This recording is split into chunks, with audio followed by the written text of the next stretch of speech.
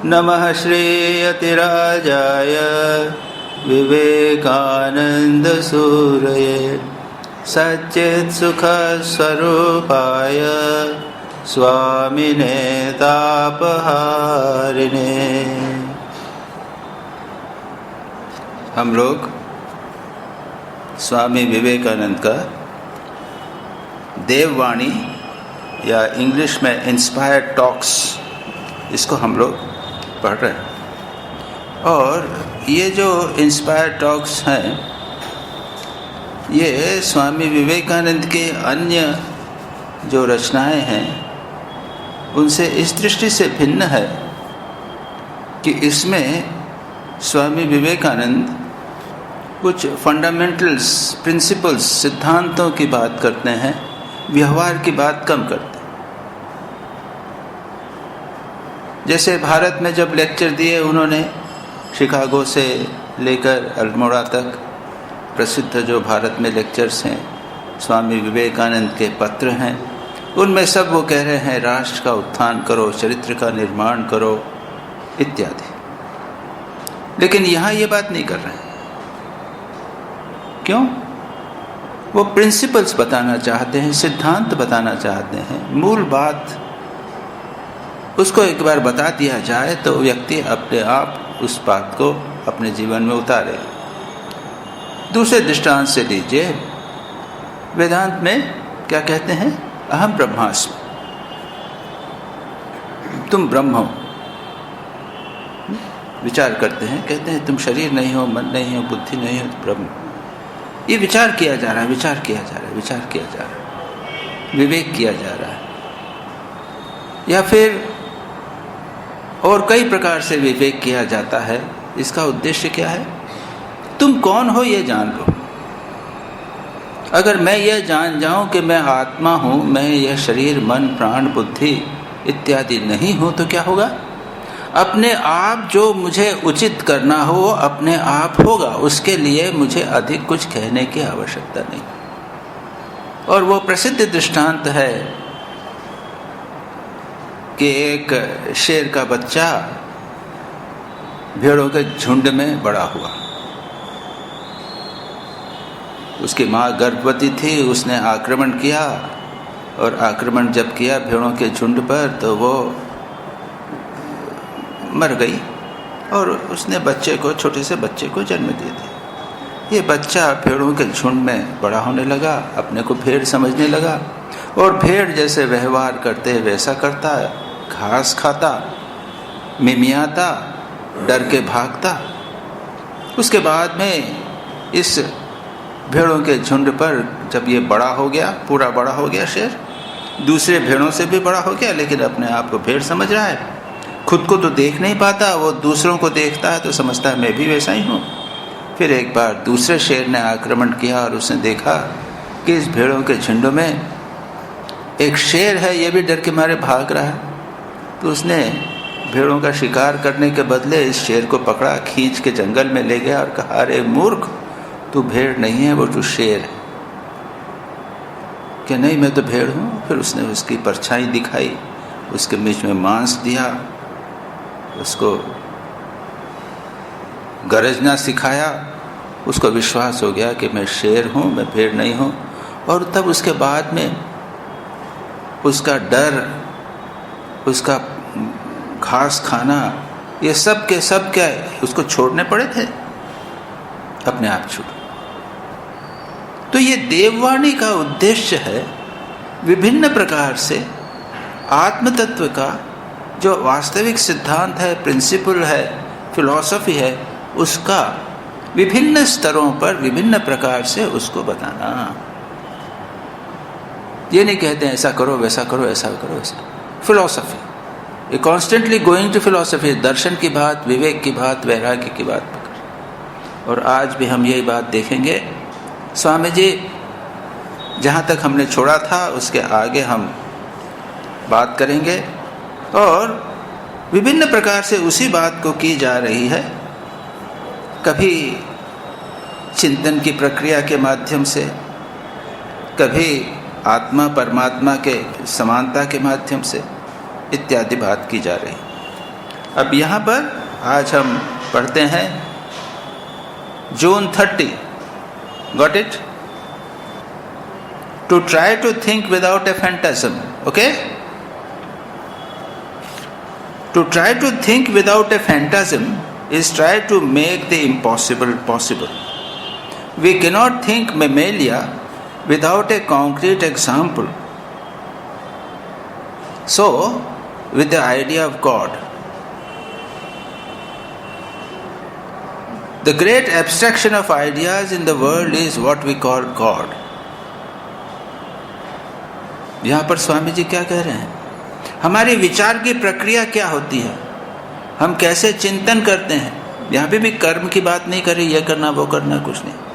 कि स्वामी जी क्या बात कर रहे हैं, हमको बताइए कि जब कैसे करना ना. पहले तुम सिद्धांत को समझ लो और फिर सब बात हो जाएगी. तो क्या कहते हैं, हिंदी देखें उसका. किसी एक कल्पना का आश्रय लिए बिना चिंता करने की चेष्टा और असंभव को संभव करने की चेष्टा एक ही बात है. फिर आगे दूसरी लाइन है, स्तन्यपायी किसी जीव विशेष का उदाहरण लिए बिना स्तन्यपायी जीव की किसी प्रकार की धारणा हम नहीं कर सकते. ईश्वर की धारणा के संबंध में भी यही बात है. फिर आगे है ये एक और line, great abstraction of ideas in the world is what we call God. जगत में जितने प्रकार के भाव या धारणा है, उसका जो सूक्ष्म सार निष्कर्ष है, उसी को हम ईश्वर के. स्वामी जी यहाँ पर इस बात को हम थोड़ा सा आगे देखें, समझने का प्रयत्न करें. हम किसी चीज की चिंतन करेंगे तो क्या करेंगे? उदाहरण के लिए बच्चे को जब हम कहेंगे, कुछ बात बताएंगे, तो क्या करेगा वो? उसने जो पहले अनुभव किया है उसी के अनुसार तो वो सोचेगा. उसको कहे कि एक बड़ा समुद्र होता है. समुद्र क्या होता है? वहाँ पानी होता है, खूब सारा पानी होता है. तो अगर उसने अपने बाथरूम में बड़े टब में पानी देखा है तो वो समझेगा कि हाँ, समुद्र जो है ऐसा बड़ा होता है, बड़ा टब होता है. अगर तालाब में गया होगा तो कहेगा समुद्र क्या है? वो बहुत बड़ा तालाब. तो एक कॉन्क्रीट चिंतन के बिना, एक डेफिनेट चिंतन के बिना, जिसे यहाँ पर कहा है कि किसी कल्पना का आश्रय किए बिना चिंतन की चेष्टा असंभव है. इसीलिए क्या हम ईश्वर की चिंता कर सकते हैं? कल्पना कर दीजिए. स्वामी विवेकानंद क्या कहते थे? स्वामी विवेकानंद कहते थे कि एक भैंस अगर चिंतन, भगवान का चिंतन करे, कल्पना करे, तो क्या करेगी? वो समझेगी कि भगवान जो है एक बहुत बड़ी भैंस. हमने क्या किया? हमने ईश्वर बनाया. तो हमने क्या किया है? हमने राम बना दिए, कृष्ण बना दिए, विष्णु बना दिए, शिव बना दिए, मानव ईश्वर बना दिए. हम जब तक अपने को मानव समझते हैं तो मानव. सर कहते हैं नहीं, मानव नहीं, ईश्वर जो है वो मानव नहीं होगा. वो क्या होगा? एब्स्ट्रैक्ट होगा, यानी अमूर्त होगा. वो इस प्रकार का मूर्त रूप नहीं हो सकता. तब क्या किया? तो क्या होगा? वो आकाश जैसा. अब यहाँ पर भी आकाश की तो कल्पना हुई. मैंने आकाश का चिंतन किया है, आकाश को देखा है, मैं आकाश के बारे में जानता हूँ, तो मैं आकाश का चिंतन करूँगा. इसके आगे क्या मैं जा सकता हूँ? मानव मन की अपनी सीमाएं. और यहाँ पर स्वामी जी यही कहते हैं कि जो भी बिना कल्पना के आश्रय किए कोई चिंतन करना असंभव है. और आश्रय भी हमारे अनुभव के अनुसार हम कोई कल्पना करते हैं. और विभिन्न प्रकार की कल्पनाएं, कल्पना के अनुसार ही हमारे ईश्वर की चिंता भी है. दूसरा दृष्टांत देते हैं, स्तन्यपायी किसी जीव, मेमेलिया जो प्राणी जो हैं, जिनमें दूध पिलाने वाले जो प्राणी हैं, मानव है, कुत्ता है, ये सब गाय है, इनका चिंतन करने के लिए किसी जीव विशेष का उदाहरण लिए बिना स्तन्यपायी जीव की किसी प्रकार की धारणा हम नहीं कर सकते। ईश्वर की धारणा के संबंध में भी ठीक यही बात है। एक बहुत बड़ा आदमी, बहुत पावरफुल, हमने शक्ति की जो कल्पना है उसके अनुसार कर लिया, और उसके बाद हमने कहा कि जगत की सृष्टि स्थिति प्रलय हम सोच सकते हैं, उसके अनुसार हमने भगवान की कल्पना करी। इसी प्रकार से कहते हैं ये भगवान, मानव मन भगवान की कल्पना उससे अधिक नहीं कर सकता। और इसीलिए बाद में क्या करते हैं हमारे उपनिषद इत्यादि, क्या कहते हैं आगे? वो कहते हैं अप्रमेय निर्गुण निराकार, वो क्या है? वाग मनातीत, वाणी मन से परे है, मन के द्वारा उसको सीमित नहीं किया जा सकता, वाणी उसका वर्णन नहीं कर सकती। इतना सब कहते जाते। क्यों कहते हैं? ठीक है, आप अपने उद्देश्य से करो, जो तुमको अच्छा लगे करो, जो प्रतीक है उसको लेके करो। स्वामी यतीश्वरानंद जी मद्रास में थे, और मद्रास में उस समय स्वामी शिवानंद जी महापुरुष महाराज गए थे। और यतीश्वरानंद जी मद्रास में, आप लोगों ने जो मद्रास जानते हैं वो जानते होंगे कि मद्रास का सी बीच, समुद्र तट जो है वो प्रसिद्ध है, बड़ा विस्तार। बॉम्बे का समुद्र तट तो वो चौपाटी है या जुहू है, छोटा सा है, लेकिन चेन्नई का जो समुद्र तट है बहुत विस्तार, बड़ा है, बड़ा सुंदर, बहुत सुंदर। यतीश्वरानंद जी को बहुत अच्छा लगता था और वे उसका ध्यान करते थे, समुद्र का ध्यान करते थे। और ये समुद्र का ध्यान उनको बाद में भी अच्छा लगता था, उनके उपदेशों में भी हम प्राप्त करते हैं। थोड़ा विषयांतर होगा, लेकिन ये इतनी सुंदर बात है ध्यान से संबंधित और भगवान से संबंधित कि इसको बात करें। एक भक्त ने पूछा, एक शिष्य ने पूछा कि साधना करते समय जब हम भगवान में ध्यान लगाते हैं, संसार से मन हटाने का प्रयत्न करते हैं, तो अकेलेपन का अनुभव होता है। पता नहीं आप लोगों को होता है कि नहीं, लेकिन जब आप भगवान में मन लगाओगे, संसार से मन हटाओगे, तब क्या होगा? वैराग्य के बिना तो होता नहीं। अभ्यास अगर करेंगे और संसार से मन हटाएंगे, वैराग्य आएगा, तो क्या होगा? ठीक ठीक अच्छा करेक्ट साधक यदि होगा, निष्ठावान साधक, और वो अगर ठीक करेगा तो निश्चित रूप से उसके जीवन में कभी न कभी अकेलेपन का बोध होगा। अब वैसे ये अकेलापन जो है वो तो एक उच्चतम स्थिति है। टैगोर भी तो गाते हैं ना, एकला चलो रे, क्या है ना आपके बांग्ला में है ना। क्या कभी कल्पना किया है अकेला रहने का? क्या आप रह सकते हैं? क्या अंदर से अनुभव करते हैं? जो साधक है वो एक स्तर पर अनुभव करता है कि अकेला, माता पिता को छोड़ना है, परिवार को छोड़ना है, साधु बनना है या साधना करना है, भगवान के साथ रहना है केवल।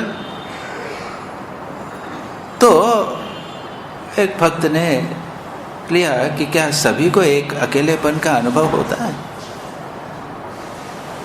यतीश्वरानंद जी ने उत्तर दिया, तुमने अच्छा प्रश्न किया।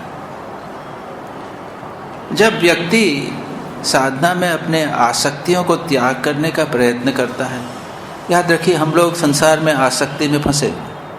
आसक्ति हमारा जीवन है, परिवार से आसक्ति, धन से आसक्ति, मकान से आसक्ति, मित्रों से आसक्ति, माता पिता से आसक्ति, सबसे आसक्ति बनी रहती है।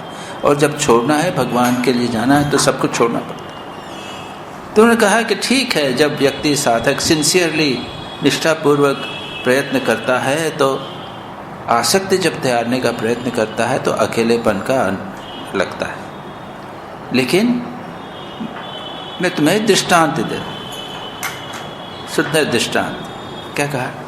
एक समुद्र है, मैं बात कर रहा था ना, उनको ये समुद्र का दृष्टांत बहुत अच्छा लगा। समुद्र है, समुद्र पे बुदबुदे हैं, बबल्स, इसमें हवा भरी हुई बुदबुद। एक बुदबुदा है, दूसरा बुदबुदा है, तीसरा बुदबुदा। एक बुदबुदा जब दूसरे बुदबुद से दूर जाता है अकेला लगता है। मैं वो इस बुदबुदे के साथ था, 2 बुदबुदे साथ में थे, अब दूर जा रहे हैं, अकेला लगता है। हम लोग क्या है, ये लड़का उसकी पोस्टिंग हो गई कहाँ पे, अमेरिका में 3 साल के लिए। माँ बाप को रोते हैं, 3 साल बच्चे के साथ दूर रहेंगे, दूर जा रहे हैं ना। ये तो बिल्कुल मानो छोड़ना है। तो कहते हैं कि जब वो दूर जाता है तो अकेलेपन का अनुभव होता है। अब यतीश्वरानंद जी कहते हैं, लेकिन यदि वह समुद्र के साथ संबंध स्थापित कर लेवे और समुद्र के माध्यम से सभी बुद्बुदों के साथ संबंध स्थापित कर ले, तो क्या वो दूर जाएगा? दूर जाना नहीं हुआ, समुद्र के साथ संबंध कर स्थापित करके सबके साथ संबंध हो जाए। तो जो साधक है वो संसार से संबंध एक दृष्टि से, बाह्य दृष्टि से, भौतिक स्थूल दृष्टि से एक प्रकार से तोड़ता है, लेकिन भगवान से संबंधित होकर भगवान के माध्यम से सारे संसार के साथ में संबंधित हो जाता है। एक परिवार को छोड़ा लेकिन बहुत बड़े परिवार का एक अंग बन गया भगवान के माध्यम से। तो मैं जो बता रहा था वो ये था, यतीश्वरानंद जी को ये सागर का जो प्रतीक है ये बहुत अच्छा लगता था। उसके माध्यम से उन्होंने आध्यात्मिक तत्वों को समझाने का प्रयत्न किया। तो जब वहाँ पे थे चेन्नई में, महापुरुष महाराज स्वामी शिवानंद जी थे, उनके पास वे गए और उन्होंने कहा कि महाराज मुझे ये सागर बहुत अच्छा लगता है, मैं भगवान की कल्पना सागर के रूप में करता हूँ। यही हो रहा है ना, ये एग्जैक्टली यही चीज़ बात हमने अभी की। या शिवानंद जी कहते हैं ठीक है, लेकिन आकाश जो है वो सागर से भी अच्छा प्रतीक है। देखिए यहाँ स्वामी जी बोलते हैं ना, कल्पना के बिना भगवान का ध्यान नहीं हो सकता। या तो आप सागर की कल्पना करेंगे, या एक राम की कल्पना करेंगे, कृष्ण की करना पड़ेंगे, रूप वाले करेंगे, या सागर की कल्पना करें, कल्पना के बिना। और इन कल्पनाओं को हम कहते हैं प्रतीक। प्रतीक कहिए या प्रतिमा, प्रतीक और प्रतिमा।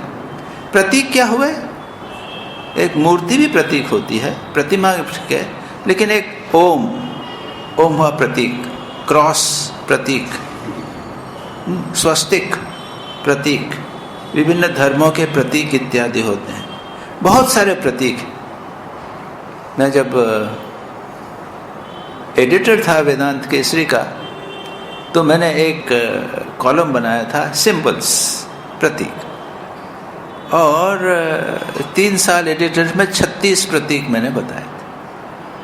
हंस, हमारे यहाँ पे हंस है ना, ये हंस, सर्प, कमल, सागर की लहरें, ये सब प्रतीक हैं। कितने प्रतीक हो सकते हैं, असंख्य प्रतीक हो सकते हैं, ये सिंबल्स। और प्रतिमा, राम की प्रतिमा, कृष्ण की प्रतिमा, बुद्ध की प्रतिमा, राम कृष्ण की प्रतिमा, ये प्रतीक और प्रतिमाएं भगवान नहीं, लेकिन हमारा दुर्बल मन प्रतीक और प्रतिमा के माध्यम से ही भगवान का चिंतन कर सकता है। इसी को स्वामी जी कहते हैं कल्पना, विदाउट इमेजिनेशन, विदाउट फैंटेसिम हम भगवान का चिंतन नहीं कर सकते। तो स्वामी शिवानंद जी क्या कहते हैं कि हाँ, तुमको सागर अच्छा लगता है, सागर बहुत अच्छा प्रतीक है भगवान का, लेकिन जो आकाश है वो तो उससे भी अच्छे प्रतीक है। और आकाश को हम जानते हैं, आकाश को हम देखते हैं, सर्वव्यापी है वो। यहाँ भी आकाश है, यहाँ सागर नहीं है। सागर तो समुद्र तट के किनारे बहुत बड़ा होगा, लेकिन आकाश यहाँ पे है। इस लकड़ी के अंदर भी आकाश है। आकाश यानी क्या? स्पेस। सर्वत्र आकाश है,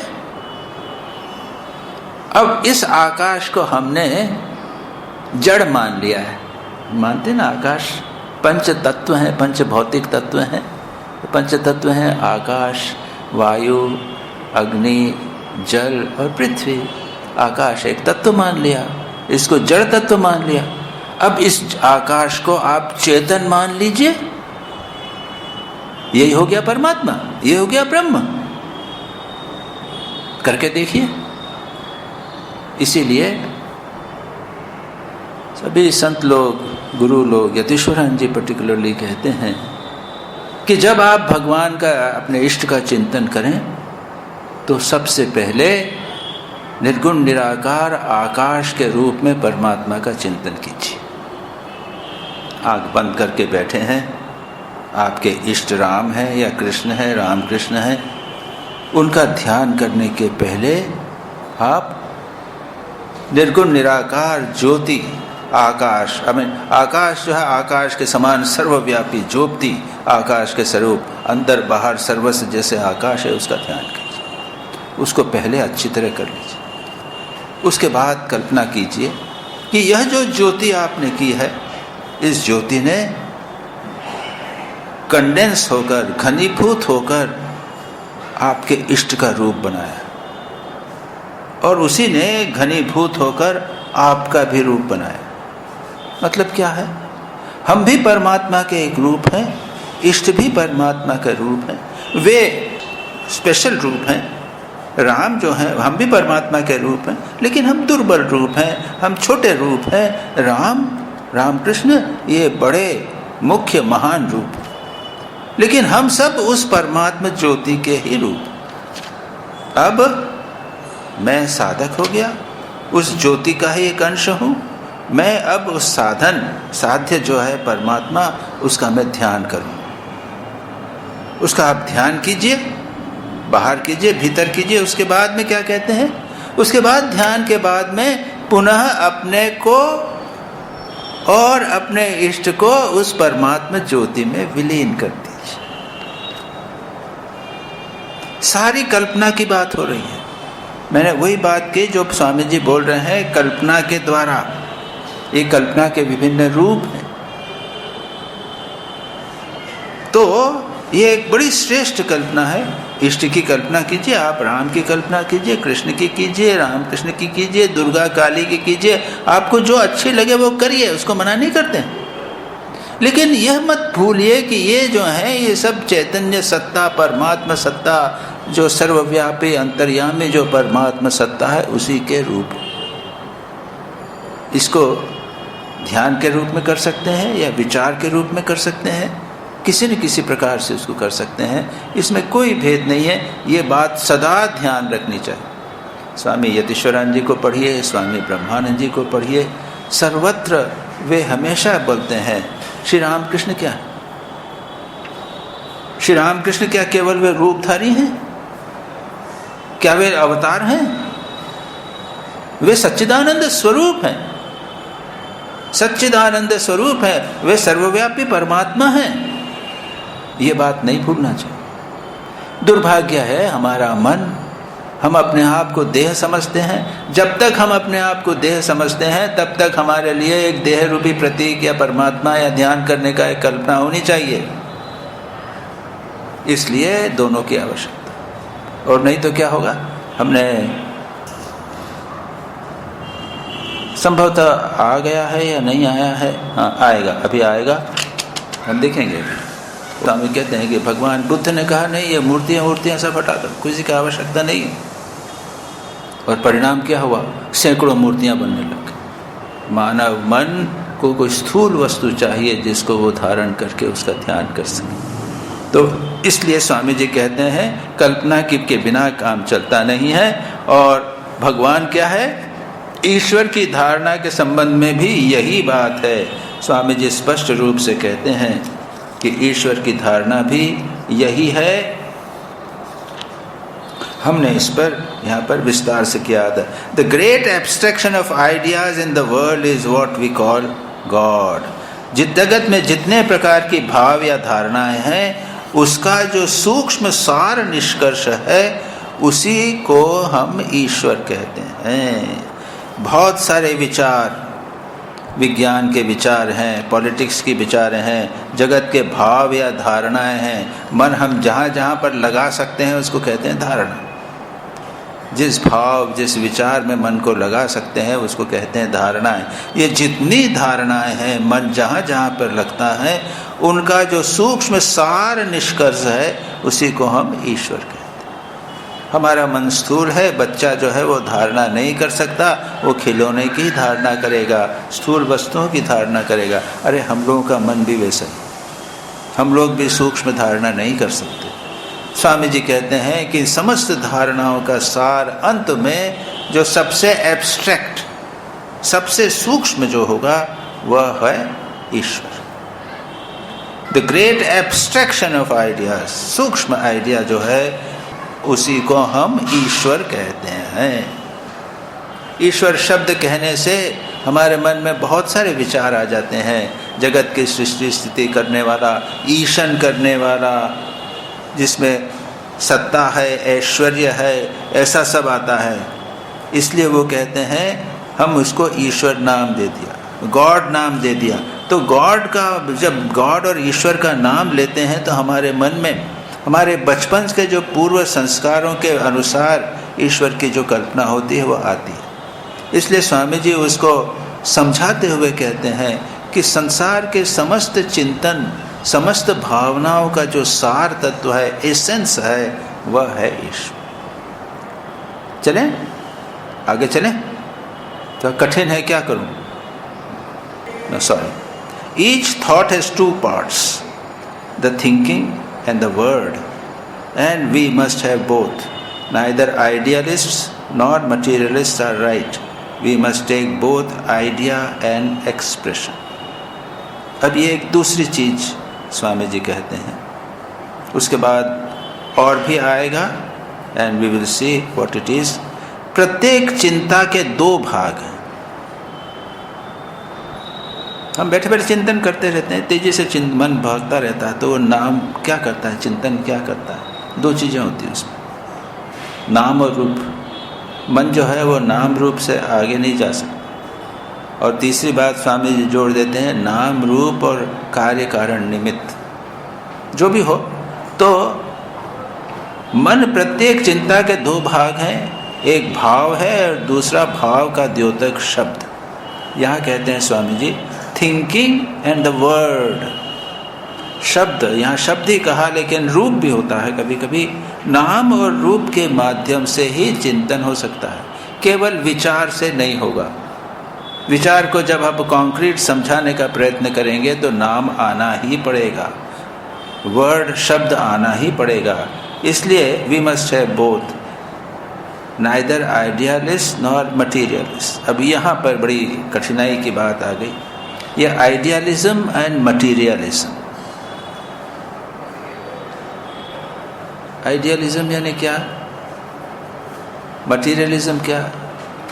मटीरियलिज्म का अर्थ है भौतिक जगत यह सत्य है और इसकी सत्ता अधिक है, विचार विचार नहीं।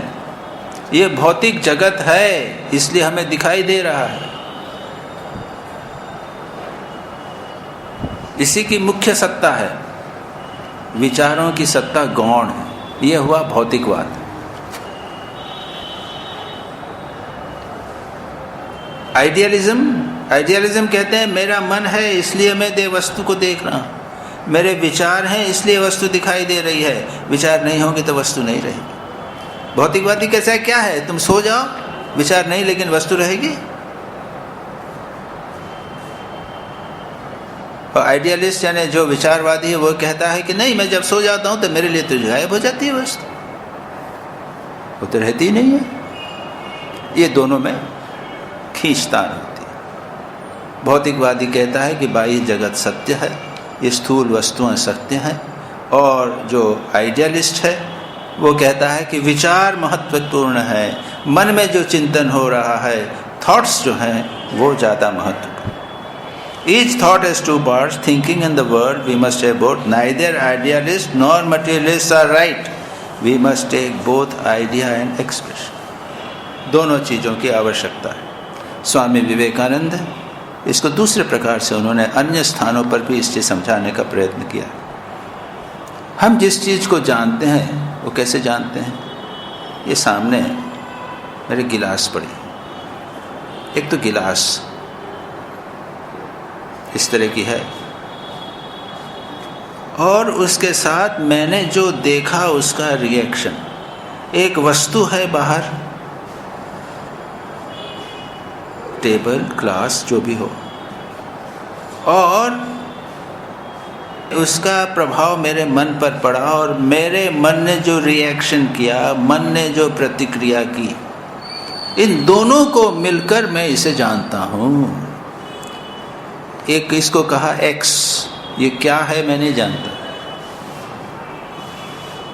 ये मन में आया, उसका रिएक्शन हुआ वाई।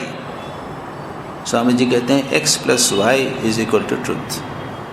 जो जब मैं जानता हूँ वो ज्ञान होता है, उसके बिना दो के बराबर होता है, एक के बिना द्वारा नहीं होता। कुछ लोग बाहरी वस्तु को महत्व देते हैं, कुछ लोग जो रिएक्शन है उसको महत्व देते हैं। स्वामी जी कहते हैं दोनों महत्वपूर्ण। इसके ऊपर वेदांत में बहुत विचार। क्या विचार है? पंचदशी में कहा जाता है कि ये जगत सृष्टि जो है वो दो प्रकार की सृष्टि है।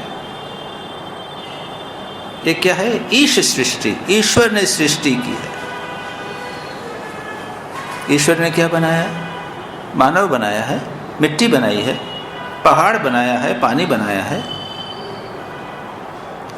और मानव ने क्या किया? ये मिट्टी थी, पानी था, पत्थर था, ईश्वर ने तो फेंक कर रखा था, बना दिया। मानव ने क्या किया है? मंदिर बना दिया, आश्रम बना दिया। ठीक है ना? भगवान ने क्या किया? सब्जी बनाई, गोभी बनाई, मैंने पकाकर उसको मिठाई सब डाल डूल के सब्जी बनाई, मिठाई बनाई, ये मैंने बनाई। ये तो मैं स्थूल दृष्टांत दे रहा हूँ, स्थूल बात है इसमें। तो एक है ईश्वर की सृष्टि और दूसरी ये जो स्थूल चिंतन की बात नहीं कर रहा हूँ। जीव भी एक सृष्टि करता है जो मानसिक सृष्टि होती है। वो कैसे? एक दृष्टांत आप ले लीजिए। एक सेठ था, उसको वैराग्य हो गया और वैराग्य होके वो अपनी पत्नी के साथ में दोनों वानप्रस्थी हो गए, निकल गए। अब रास्ते में आगे पत्नी जा रही थी, पीछे से उसका पति आ रहा था। पत्नी ने देखा कि वहाँ पे एक हीरा पड़ा हुआ है, तो क्या मेरा पति अगर आएगा तो वो हीरे को देखकर उसको मोहित हो जाए। तो उसने पैर से मिट्टी से उसको छिपाने की कोशिश की। तब तक पति आ गया। ने क्या कर रही हो? कुछ बोली नहीं। पति ने समझ लिया। तो कहते हैं कि अरे अभी भी तुम्हें अगर मिट्टी और हीरे में अंतर है तो फिर संसार छोड़ा क्यों तुम?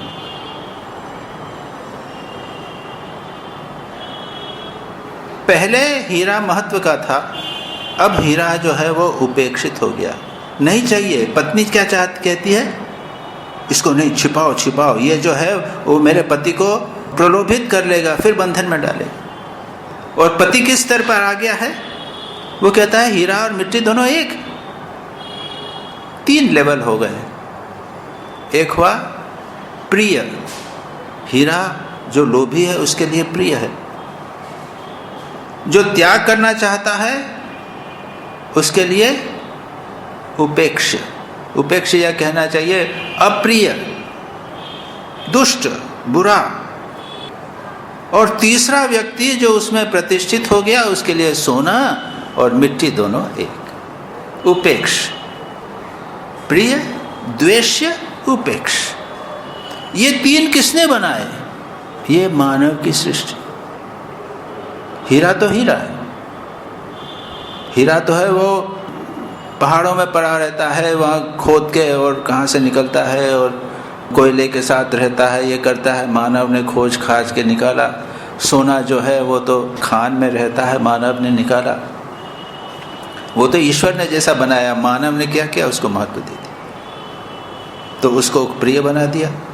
फिर जो सन्यासी वो कहता है ना बाबा पैसे से दूर रखो, पैसे मुझे नहीं चाहिए, वो उसके लिए द्वेष्य हो गया।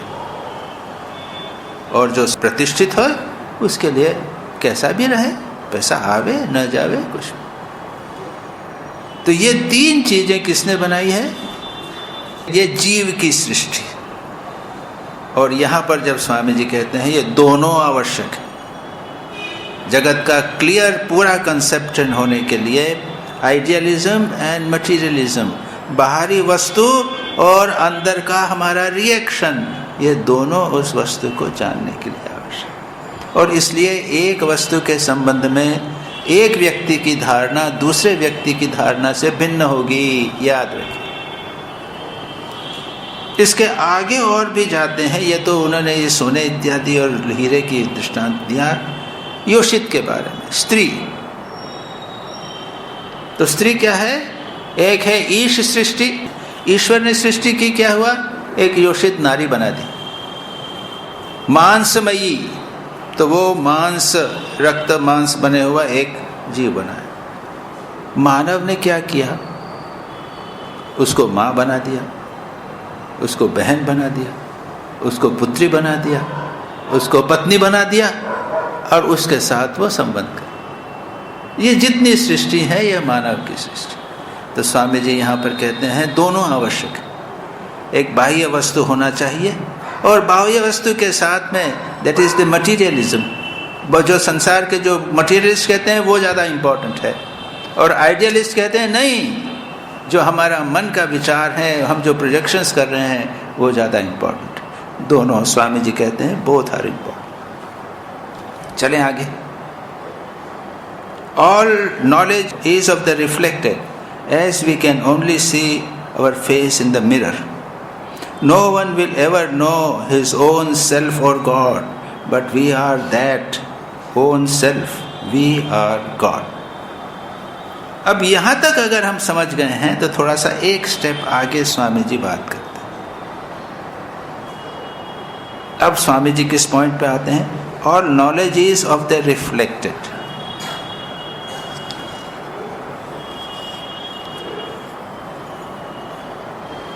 हम दर्पण में अपना मुख देख पाते हैं, समुदय ज्ञान भी उसी प्रकार का है।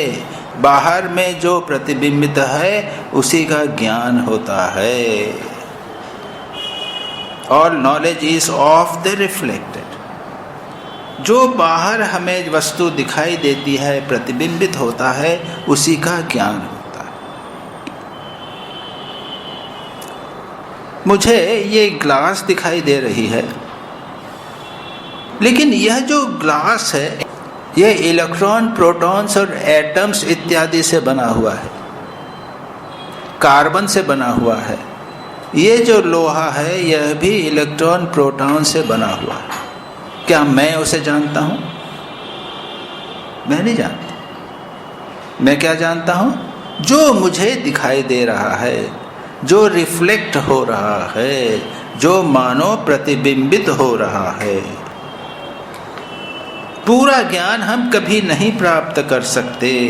All knowledge is of the reflected, as we can only see our face in a mirror. No one will ever know his own self or God, but we are that own self, we are God. तो स्वामी जी एक सिद्धांत कहते हुए कहते हैं पूरी चीज, सबकी सब पूरी चीज हम नहीं जान सकते। ये चादर यहाँ पर एक पड़ी हुई है, एक टेबल क्लॉथ के रूप में। अगर इसे मैं एक खटिया पर बिछा दूं तो चादर हो जाएगी। अगर मैं इसे ओढ़ूं तो ओढ़ने की चादर हो जाएगी। एक ही वस्तु, उसके विभिन्न रूप, प्रतिबिंबित रूप कहिए आप, या दर्पण के समान जो है एक न एक रूप होता है, हम उस एक वस्तु को देखने में, पूरी चीज को हम कभी नहीं देख पाते। हम कुर्सी को तो देखते हैं, ये बैठने के काम की आती है, लेकिन क्या हम ये भी सोचते हैं कि ये प्लास्टिक की है और प्लास्टिक क्या है? हम नहीं सोचते। हमारा सारा ज्ञान जो है सीमित है। अगर बाह्य जगत के संबंध में सीमित है तो आत्मा और परमात्मा के संबंध में क्या होगा? क्या हम आत्मा और परमात्मा को कभी जान सकते हैं? स्वामी जी कहते हैं, कोई कभी भी अपनी आत्मा या ईश्वर को नहीं जान सकता। जितना भी हम जानते हैं वह केवल प्रतिबिंब जानते हैं।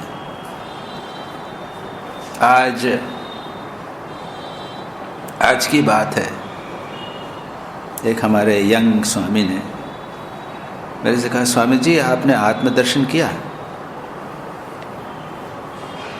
तो ये प्रश्न मेरे मन में सुबह से चल रहा है।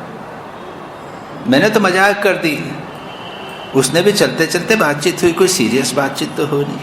और आप भी अगर मेरे से पूछो तो ये कोई सीरियस तो प्रश्न होगा नहीं। स्वामी विवेकानंद जैसा व्यक्ति श्री रामकृष्ण के पास जाकर बोले, महाराज आपने क्या ईश्वर को देखा है? तब तो काम की बात है। स्वामी विवेकानंद जैसा अधिकारी होवे और श्री रामकृष्ण जैसे ब्रह्मज्ञ पुरुष होवे जिसने ईश्वर देखा है, तब तो उनके लिए प्रश्न ठीक है। हम लोगों के लिए तो मजाक ही है ये। स्वामी जी आपने क्या आत्मदर्शन किया है? मैंने क्या किया? मैंने मजाक कर दे क्या? मैं तुमको भी दिखा सकता हूँ। मैं छू दिया उसको मैंने उसको छू दिया, तो मैं तुमको भी दिखा सकता हूँ। दिखा श्री रामकृष्ण ने कह देना कि मैं तुमको दिखा सकता हूँ। श्री रामकृष्ण हाथ स्पर्श करके दिखा सकते थे। तो हम लोगों के लिए ये क्या है? एक छिछली बात है। आत्मदर्शन क्या है? हम क्या जान सकते हैं? थोड़ा सा आगे जाइए। सारे दिन में यही सोचा, थोड़ा सा आगे जाइए। आत्मा क्या है? आत्मा का क्या दर्शन हो सकता है? आत्मा क्या है? आत्मा तो नित्य दृष्टा है, कहते हैं ना। आत्मा दृष्टा है, जगत दृश्य है। यह शरीर जो है, यह शरीर को आंख देख रही है ना, तो शरीर हुआ दृश्य, यह जगत हुआ दृश्य, नेत्र हुआ दृष्टा। दृष्ट और दृश्य हमेशा अलग होते हैं। आंख को भी मैं देखता हूँ, आंख में कुछ खराबी हो जाए, अरे आज ठीक से दिख नहीं रहा है, मेरे को डॉक्टर को दिखाना पड़ेगा। किसने देखा? मन ने देखा ना। तो मन हो गया दृष्टा, आंख हो गई दृश्य। और मन को कौन देखता है? आत्मा देखती है। मन कहती है आज मेरा मन बड़ा चंचल है, तो आत्मा हुई दृष्टा। अब दृष्टा को अगर कोई देखे तो आत्मा, वो आत्मा नहीं रहेगी। अंततोगत्वा कोई ऐसी वस्तु होनी चाहिए जो दृष्टा रहे, दृश्य न रहे। इसलिए अगर कोई व्यक्ति हमसे पूछे कि आपने क्या आत्मदर्शन किया है, हम कहेंगे कि आपका प्रश्न जो है ये गलत प्रश्न है। आप ऐसी बात कर रहे हैं, उसको देखने की बात कर रहे हैं जो नित्य दृष्टा है, सबको देखने वाला है, उसको आप कैसे देखेंगे? अच्छा, शास्त्र में इसके बाद एक बहुत सुंदर बात कहते हैं कि आत्मा दृष्टा किस प्रकार से। तो आत्मा दृष्टा इस प्रकार से है जैसे ये सीसीटीवी लगे हुए हैं, देखे ना आप लोग, हम लोग सब कर रहे हैं, वो आप देखेंगे वहाँ पे सब जगह वो लगे हुए हैं, टीवी कैमरा लगे हुए हैं ना, क्लोज सर्किट टीवी कैमरा लगे हुए हैं सब जगह, और सब रिकॉर्ड हो रहा है, सब देख रहे हैं वो निष्पक्ष भाग से। एक जगह वो आप आशीष महाराज के ऑफिस के अंदर, सब जगह यहाँ आपको देख रहे हैं, आप वहाँ जा रहे हैं, सब दिख रहा है। तो क्या आत्मा क्या सीसीटीवी जैसा है? तो उसका काम है देखना, उसको तो सिखा दिया है देखना। ऐसा है क्या आत्मा? नहीं, आत्मा है सूर्य जैसा। अच्छा, सूर्य क्या देखता है? हमारी देखने की आदत है, तो क्या सूर्य क्या देखता है? सूर्य प्रकाशित करता है। आत्मा को हम साक्षी कहते हैं, दृष्टा कहते हैं। सूर्य इस प्रकार का नहीं, वो सदा अपने अवस्था प्रतिष्ठा में प्रतिष्ठित है। उसी प्रकार से हमारी आत्मा नित्य अपने स्वरूप में प्रकाशित और प्रतिष्ठित है, और हम उसे दृष्टा, हम उसे साक्षी, हम उसे प्रकाशक कहते हैं। उसको क्या लेना देना प्रकाश करने से, उसको क्या लेना देना किसी के साक्षी होने से, वो तो अपने स्वरूप में प्रतिष्ठित। तो यही बात स्वामी जी बहुत सुंदर बात कहते हैं, कोई कभी भी अपनी आत्मा या ईश्वर को नहीं जान सकता, किंतु हम स्वयं ही वह आत्मा है, हम ही ईश्वर हैं। आत्मा को कैसे जानेंगे? वो तो सदा प्रकाशित है, सदा प्रकाश कर रहा है, सदा अपने स्वरूप में विद्यमान है। उसको जानना नहीं है, इतना पहचानना है बस। बुद्धि में यह बात बिठा लेनी है कि अरे हम तो नित्य शुद्ध बुद्ध स्वरूप आत्मा है, ईश्वर हम वही। एक बहुत महत्वपूर्ण बात स्वामी जी कहते हैं, अपने स्वरूप को जानो। आप आत्म तत्व हो, आप परमात्मा स्वयं हो, कोई आत्मा को जान नहीं सकता। कोई भी अपनी आत्मा को या ईश्वर को जान नहीं सकता। क्या कहते हैं? No one will ever know his own self or God, but we are that own self, we are God. अब इसको एक छोटा सा पैराग्राफ और कर लेते हैं, क्योंकि बुद्ध ने इसी बात को दूसरे प्रकार से कहा है, बहुत महत्वपूर्ण। हम लोगों के मन में, जैसे मैंने कहा ना, हमारी विचित्र धारणा होती है कि हमारी आत्मा है, हमारी आत्मा है। स्वामी जी आपने आत्मा दर्शन किया है, प्रश्न किया ना, ईश्वर दर्शन किया, प्रश्न किया ना, इसका उत्तर यहाँ पे मिला क्या? अरे वो तो स्वप्रकाश है, वो तो सूर्य की तरह है, सदा विद्यमान है, उसको देखना न देखने का प्रश्न नहीं उठता। हम वही हैं, वह आत्मा है, हम ईश्वर है, ये स्वामी जी कहते। अब स्वामी जी उसी को बुद्ध के विचारों से कहते हैं। इसको कह के हम समाप्त करेंगे। बहुत अच्छी बात है, दूसरे प्रकार से उसको कहा है। क्या कहते हैं? In nirvana you are when you are not. Buddha said you are best, you are real when you are not, when the little self is gone, into bracket लिखा। बुद्ध ने क्या कहा? बुद्ध ने कहा तुम्हें तभी निर्वाण अवस्था प्राप्त होगी जब तुम्हारा, अब ये हिंदी अनुवाद में क्या है, तुम्हारा अहम पूर्ण रूप से नष्ट हो जाएगा। When you are not, you, ये उन्हें इटैलिक्स करके किया है, तुम नहीं रहोगे। निर्वाण की अवस्था उस समय प्राप्त होगी जब तुम नहीं रहोगे। अहम नहीं रहेगा। जरा सोचिए इस चीज को। ये सोचने वाला भी नहीं रहेगा, ये एनालिसिस करने वाला नहीं रहेगा, ये कुछ नहीं रहेगा। तुम्ही निर्वाण की अवस्था प्राप्त होगी, पूर्ण रूप से अहं पूर्ण रूप से हो जाए, नष्ट हो जाएगा। आगे बुद्ध ने क्या कहा? You are best. बुद्ध ने कहा जब अहंकार बिल्कुल नहीं रहेगा तब तुम्हें यथार्थ अवस्था प्राप्त होगी, तभी तुम्हें सर्वोच्च अवस्था का लाभ होगा। You are best, you are real when you are not.